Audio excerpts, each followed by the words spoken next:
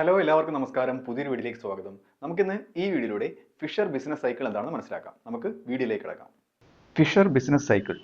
നമുക്ക് Fisher business cycle എന്താണ് explain ചെയ്തതെന്ന് മനസ്സിലാക്കാം. The Fisher business cycle refers to economist Irving Fisher's theory of economic fluctuation. അതായത് Irving Fisher എന്ന എക്കണോമിസ്റ്റിന്റെ തിയറി ഓഫ് എക്കണോമിക് ഫ്ലക്ച്വേഷൻ അറിയാമല്ലോ, ഏറ്റക്കുറച്ചിൽ, അതുമായിട്ട് ബന്ധപ്പെട്ടാണ് ഈ ഫിഷർ ബിസിനസ് സൈക്കിൾ ഇരിക്കുന്നത്. Okay, which is primarily based on debt. അതായത് ഒരു രാജ്യത്തിന്റെ പൊതു കടം, ഡീഫ്ലേഷൻ അതായത് പണച്ചുരുക്കം എന്ന് പറയും, ആൻഡ് ഇൻട്രസ്റ്റ് റേറ്റ്സ് പലിശ നിരക്ക്, ഇതിനെ എല്ലാത്തിനെയും ബേസ് ചെയ്തിട്ടാണ് ഇദ്ദേഹം ഇദ്ദേഹത്തിന്റെ ബിസിനസ് സൈക്കിൾ പറയുന്നത്. Okay, his work especially after the great depression 1929-39 ഇടയിലുണ്ടായ യൂറോപ്പിലുണ്ടായ ആ ഒരു ഗ്രേറ്റ് ഡിപ്രഷന് അതിന്റെ അടിസ്ഥാനത്തിലാണ് ഇദ്ദേഹം ഈ വർക്ക് ചെയ്തിരിക്കുന്നത്. അദ്ദേഹത്തിന്റെ വർക്ക് എംഫസൈസ് ചെയ്യുന്നത്, അതായത് എടുത്ത് പറയുന്നത്, ഹൗ എക്സസീവ് ബോറോയിങ്, ഒരു രാജ്യം എക്സസീവ് ആയിട്ട് മറ്റു രാജ്യങ്ങളിൽ നിന്നൊക്കെ ബോറോ ചെയ്ത് കഴിഞ്ഞാൽ ആൻഡ് സബ്സീക്വന്റ് ഡിഫ്ലേഷൻ, അതിന്റെ പിന്തുടർച്ചയായിട്ട് ഡീഫ്ലേഷൻ, ഈ രാജ്യത്തിന്റെ അഗ്രിഗേറ്റ് ഡിമാൻഡ് കുറയുന്ന ഒരു അവസ്ഥ, ഇങ്ങനെയും വരുന്ന ഒരു സിറ്റുവേഷൻ ഉണ്ടായി കഴിഞ്ഞാൽ could cause severe economic downturn. അത് വളരെ സിവിയർ ആയിട്ടുള്ള അങ്ങേയറ്റം, അതായത് എക്കണോമിയെ മോശകരമായിട്ട് ബാധിക്കുന്ന ഡൗൺ ടേൺസ് ഉണ്ടാകുന്ന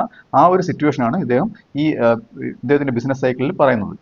ഇനി ബിസിനസ് സൈക്കിൾ എന്താണെന്ന് അറിയാത്തവർക്കാണ് ഞാൻ ഈ ഡയഗ്രാം കൊടുത്തിരിക്കുന്നത്. അതിൽ എക്സ് ആക്സിൽ ടൈം, അതായത് ആ ഒരു വർഷം, അതിന്റെ കാലയളവ്, Y axis GDP gross domestic product ആണ് കൊടുത്തിരിക്കുന്നത്. ആ ജി ഡി പി കൂടുന്ന അവസ്ഥയും കുറയുന്ന അവസ്ഥയും കാലം, അതായത് വർഷങ്ങൾ കഴിയും തോറും. ഓക്കെ, ആദ്യം നോക്കാം. നമുക്ക് ആ പീക്കിൽ നിൽക്കുന്ന അവസ്ഥയിൽ നിന്ന് റിസഷൻ ഉണ്ടായി, പിന്നെ ഒരു രാജ്യം ഡിപ്രഷനിലെത്തി, പിന്നെ അവിടെ നിന്ന് റിക്കവർ ചെയ്ത് എക്സ്പാൻഷനിലേക്ക് പോകുന്ന ആ ഒരു ബിസിനസ് സൈക്കിൾ. അതായത് ഇങ്ങനെയാണ് ഈ ഒരു ബിസിനസ് സൈക്കിൾ ഒരു രാജ്യത്തിന് ഉണ്ടാകുന്നത്. ഓക്കെ, എപ്പോഴും ഒരു രാജ്യം പീക്കിൽ നിൽക്കത്തില്ല, അഥവാ ബൂമിൽ നിൽക്കത്തില്ല. എപ്പോഴും ഒരു രാജ്യം ഇങ്ങനെ ഡിപ്രഷൻ സ്റ്റേജിൽ നിൽക്കത്തുമില്ല. ഓക്കെ, ഇപ്പം ഇതിന്റെ ഇടയിൽ ഇങ്ങനെ വേരി ചെയ്തുകൊണ്ടിരിക്കും. ഓക്കെ, അതിന് പ്രത്യേക ഒരു ടൈം ഡയമെൻഷൻ ഒന്നുമില്ല. ഇപ്പം 6 മാസം കഴിഞ്ഞിട്ട് കൃത്യമായ ഒരു ഇടവേളയിൽ റിസഷൻ വരും, പിന്നെ അത് കഴിഞ്ഞിട്ട് ഡിപ്രഷൻ വരും, പിന്നെ അങ്ങനെ എക്സ്പാൻഷൻ വരും. അങ്ങനെ ഒരു കൃത്യമായ ഒരു കാലയളവിൽ അത് എപ്പോഴും വരാം, ഏത് സമയത്തും വരാം, ചിലപ്പോൾ വരാതിരിക്കാം, ചിലപ്പോൾ ഒരുപാട് കാലം പീക്കിൽ തന്നെ നിൽക്കാം. അതാണ് ഈ ഒരു ബിസിനസ് സൈക്കിളിന്റെ പ്രത്യേകത എന്ന് പറയുന്നത്.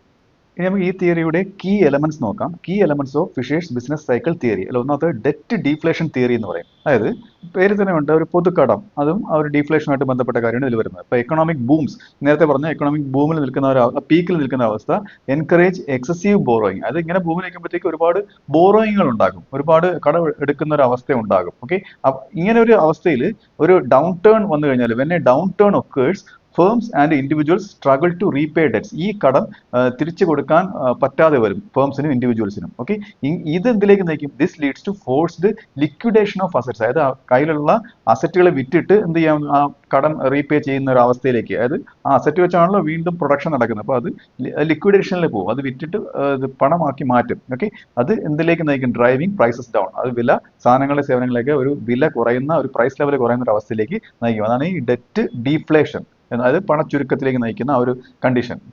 അടുത്തെന്ന് പറയുന്നത് ഡീഫ്ലേഷണറി സ്പൈറലാണ്. ഇതെന്ന് പറയുന്നത് ആസ് പ്രൈസസ് ഫാൾ, നേരത്തെ പറഞ്ഞ പോലെ ആ ജനറൽ പ്രൈസ് ലെവൽ കുറയുമ്പോഴത്തേക്ക് the real burden of debt increases. ആ കടത്തിന്റെ റിയൽ ബേർഡൻ കൂടുകയാണ്. എങ്ങനെയാണ്? Since debt remains normally fixed. ആ എടുത്ത കടം അതിന്റെ ഒരു വാല്യൂ അങ്ങനെ തന്നെ നിൽക്കുകയാണ്. ഓക്കെ, എന്നാൽ but income and asset values decline. അത് വെച്ചിട്ട് മേടിച്ച ആ ഒരു അസറ്റിന്റെയൊക്കെ വാല്യൂ, ഇപ്പൊ 1 കോടി രൂപ കടമെടുത്തിട്ട് 1 കോടി രൂപയ്ക്ക് എന്ത് ചെയ്തു? ഒരു മെഷീനറി മേടിച്ചു. ഇപ്പം ഈ പ്രൈസ് ലെവൽ കുറഞ്ഞപ്പോഴത്തേക്ക് ആ ഒരു മെഷീനറിക്ക് ആ മെഷീനറിക്കും അത് വെച്ച് ഉണ്ടാകുന്ന ഉൽപ്പന്നത്തിനൊന്നും വിലയില്ല. അപ്പം അതിനൊരു 80 ലക്ഷം രൂപയുടെ ഒക്കെ വാല്യൂ ഉള്ളൂ. അപ്പോഴത്തേക്ക് അവിടെ എന്താണ്, ആ ഒരു ഡെറ്റിന്റെ ഒരു ബേർഡൻ കൂടുകയാണ് ചെയ്യുന്നത്. ഓക്കെ, അപ്പം ഇങ്ങനെ വരുമ്പോഴത്തേക്ക് falling prices cause businesses to cut wages. അതായത് ഇങ്ങനെ വില കുറയുമ്പോഴത്തേക്ക് വേജ് കുറയ്ക്കേണ്ടി വരും ഫോഴ്സ്ഫുള്ളി. അത് അത്രയും ശമ്പളം കൊടുക്കാനില്ല, ആ സാധനം വിറ്റിട്ട് ലാഭം കിട്ടുന്നില്ല ബിസിനസ്സുകൾക്ക്. അപ്പം അവിടുത്തെ തൊഴിലാളികൾക്ക് വേജ് കുറച്ച് കൊടുക്കേണ്ടി വരും. ആൻഡ് പ്രൊഡക്ഷൻ, അതോടൊപ്പം തന്നെ എന്തും കുറയും, പ്രൊഡക്ഷൻ കുറയും, ലീഡിങ് ടു അൺഎംപ്ലോയ്മെന്റ്. അതിന്റെ ഫലമായിട്ട് അൺഎംപ്ലോയ്മെന്റ് ഉണ്ടാവും, അതായത് തൊഴിലില്ലായ്മ ഉണ്ടാവും, ആൻഡ് ലോവർ ഡിമാൻഡ് കുറയും. ഇതൊക്കെയാണ് ഈ ഡീഫ്ലേഷണറി സ്പൈറലിൽ വരുന്നത്. അടുത്തെന്ന് പറയുന്നത് interest rate and money supply റോളാണ്. അതായത് പലിശ നിരക്കും മണി സപ്ലൈയുടെയും റോള്, ഇത് രണ്ടും കൺട്രോൾ ചെയ്യുന്ന ആരാണ്?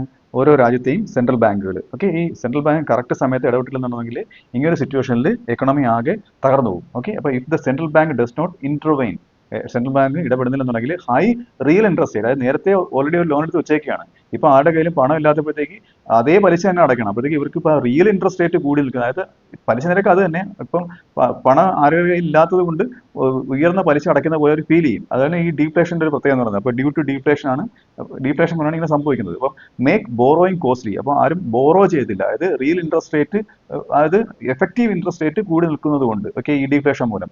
അപ്പം ഈ ബോറോയിങ് കോസ്റ്റ്ലി ആവും, വർസനിങ് ദ ഡൗൺ ടേൺ, ഈ എക്കണോമിയുടെ ഡൗൺ ടേൺ വീണ്ടും വഷളായിക്കൊണ്ടിരിക്കും. എ ലാക്ക് ഓഫ് ലിക്വിഡിറ്റി, അതായത് ഞാൻ നേരത്തെ പറഞ്ഞ പോലെ ലിക്വിഡിറ്റി പ്രോബ്ലം ഉണ്ട്, ആ കയ്യിൽ പണം ഇല്ലാത്തത് കൊണ്ട്. ആൻഡ് ഡിക്ലൈനിങ് കോൺഫിഡൻസ്, അതായത് പുതിയ ഇൻവെസ്റ്റ്മെന്റുകൾ നടത്തി പുതിയ പ്രൊഡക്ഷൻ നടത്താൻ ഉള്ള ആ ഒരു കോൺഫിഡൻസ് ഇല്ലാത്തത് കൊണ്ടും എന്തിനെ പ്രിവെന്റ് ചെയ്യും? റിക്കവറി, ഒരു എക്കണോമി തിരിച്ച് പൂർവ്വസ്ഥിതി പ്രാപിക്കുന്നതിനെ അത് പ്രിവെന്റ് ചെയ്യും. അടുത്തത് പറയുന്നത് സെൽഫ് റീഇൻഫോഴ്സിങ് സൈക്കിൾസ് ആണ്. അതായത് എക്കണോമി തിരിച്ച് റിക്കവറിലേക്ക് വരുന്ന ഒരു സ്റ്റേജാണ് ഇദ്ദേഹത്തിലൂടെ പറയുന്നത്. അതായത് Fisher argued that these factors create a vicious cycle, അതായത് ഈ നേരത്തെ പറഞ്ഞ ഫാക്ടേഴ്സ് എല്ലാം ഒരു വിഷ്യസ് ആയിട്ടുള്ള സൈക്കിൾ, ഒരു പുറത്ത് കിടക്കാൻ പറ്റാത്ത ഒരു സൈക്കിൾ ഇങ്ങനെ ക്രിയേറ്റ് ചെയ്തുകൊണ്ടിരിക്കും. ഒന്നിനെ പിറകെ ആഘാതങ്ങൾ സൃഷ്ടിച്ച് എക്കണോമി എപ്പോഴും ആ ഒരു ഡിപ്രഷനിൽ തന്നെ ഒരുപാട് കാലം തുടരും. Where deflation and debt lead to deeper recession. അവിടെ എന്താണ് ഈ ഡീഫ്ലേഷനും ഡെറ്റുമാണ് കൂടുതൽ റിസഷനിലേക്ക്, ആ ഒരു സൈക്കിളിന്റെ കൂടുതൽ മോശമായിട്ടുള്ള അവസ്ഥയിലേക്ക് എക്കണോമി നയിക്കുന്നത്. ഇവൻച്വലി, അതായത് കാലക്രമേണ ഡെറ്റ് ഗെറ്റ്സ് ക്ലിയർഡ്, അതായത് കടങ്ങളെല്ലാം അടച്ചു തീരുമ്പോഴത്തേക്ക് കോൺഫിഡൻസ് റിട്ടേൺസ്, ആൾക്കാരുടെ കോൺഫിഡൻസ്, ഇൻവെസ്റ്റ് ചെയ്ത് പുതിയ ബിസിനസ് തുടങ്ങാനുള്ള ആ ഒരു ആത്മവിശ്വാസം തിരിച്ചു വരികയും ആൻഡ് റിക്കവറി ബിഗിൻസ്, അവിടെ റിക്കവറി തുടങ്ങുകയും ചെയ്യുന്നു എന്നാണ് ഇദ്ദേഹം പറയുന്നത്. ഇനി നമുക്ക് ഇദ്ദേഹത്തിന്റെ തിയറിയും മറ്റു തിയറികളുള്ള വൈരുദ്ധ്യം നോക്കാം. Contrast with other business cycle theories unlike Keynesian or Austrian theories. അതായത് ഈ രണ്ട് തിയറികളായിട്ടാണ് ഇത് കമ്പയർ ചെയ്യുന്നത്. Fishers model highlights the financial sector. ഈ തിയറിയായിട്ട് കമ്പയർ ചെയ്യുമ്പോഴത്തേക്ക് ഫിഷറിന്റെ മോഡൽ ഹൈലൈറ്റ് ചെയ്യുന്ന ഫൈനാൻഷ്യൽ സെക്ടറാണ്. നേരത്തെ ഇൻട്രസ്റ്റ് റേറ്റിന്റെ കാര്യം പറഞ്ഞില്ലേ, അപ്പോൾ അതാണ് പ്രൈമറി ഡ്രൈവർ, അതായത് സൈക്കിൾ ഉണ്ടാകാനുള്ള പ്രധാന കാരണം ഈ ഫൈനാൻഷ്യൽ സെക്ടർ ആണെന്നാണ് ഇദ്ദേഹം പറയുന്നത്. അതായത് debt and credit as the primary driver of cycles. Keynesians emphasise aggregate demand fluctuations. അതായത് കെയ്നീഷ്യൻസ് ഊന്നി പറയുന്നത് അഗ്രിഗേറ്റ് ഡിമാൻഡിന്റെ ഫ്ലക്ച്വേഷൻ മൂലമാണ് ഈ സൈക്കിൾസ് ഉണ്ടാവുന്നതാണ്. വൈൽ ഓസ്ട്രിയൻസ് എന്തിലാണ് ഫോക്കസ് ചെയ്യുന്നത്? ഓൺ മാൽ ഇൻവെസ്റ്റ്മെന്റ്, അതായത് മതിയായിട്ടുള്ള ഇൻവെസ്റ്റ്മെന്റ് നടക്കാത്തൊരവസ്ഥയാണ് ഈ ഫ്ലക്ച്വേഷൻസിലേക്ക് നയിക്കുന്നത്. ഡ്യൂ ടു മോണിറ്ററി എക്സ്പാൻഷൻ മൂലം ഈ ഇൻവെസ്റ്റ്മെന്റ് നടക്കാത്തൊരവസ്ഥയാണ് ഫ്ലക്ച്വേഷൻസ് ഉണ്ടാക്കുന്നതാണ് ഓസ്ട്രിയൻസ് പറയുന്നത്. ഇനി നമുക്ക് ഇദ്ദേഹത്തിന്റെ തിയറിക്കുള്ള ഒരു മോഡേൺ റിലവൻസ്, അതായത് ഇപ്പോഴത്തെ കാലഘട്ടത്തിലുള്ള ഒരു പ്രാധാന്യം നോക്കാം. Fishers ideas gained renewed interest, അതായത് ഇദ്ദേഹത്തിന്റെ ഐഡിയാസ് പുതിയ ഒരു ശ്രദ്ധ നേടിയത് ഏതിനു ശേഷമാണ്? ആഫ്റ്റർ ദ 2008 ഫൈനാൻഷ്യൽ ക്രൈസിസ്, 2008 നടന്ന ആ ഒരു ഫൈനാൻഷ്യൽ ക്രൈസിസിന് ശേഷമാണ് ഇദ്ദേഹത്തിന്റെ ആ ഒരു ആശയങ്ങൾക്ക് ഒരു പുതിയൊരു ശ്രദ്ധ കിട്ടിയത്. അത് 2008 ഫൈനാൻഷ്യൽ ക്രൈസിനെ പറ്റി ഒരു വീഡിയോ ഇട്ടുണ്ട്, ലിങ്ക് ഇവിടെ ഇട്ടേക്ക്, അത് ക്ലിക്ക് ചെയ്താൽ ആ വീഡിയോ കാണാവുന്നതാണ്. വേർ എക്സസീവ് ഡെറ്റ്, അതായത് excessive debt and asset price collapse ആയതും എക്സസീവ് ഡെറ്റൊക്കെയാണ് led to prolonged downturn, ആ ഒരു എക്കണോമി പ്രൊലോങ്ഡ് ആയിട്ടുള്ള US എക്കണോമി ഡൗൺ ടൗണിലേക്ക് പോയത്. അപ്പോൾ അതിനുശേഷമാണ് ഇദ്ദേഹത്തിന്റെ ഈ ഒരു തിയറി ശ്രദ്ധ നേടിയത്.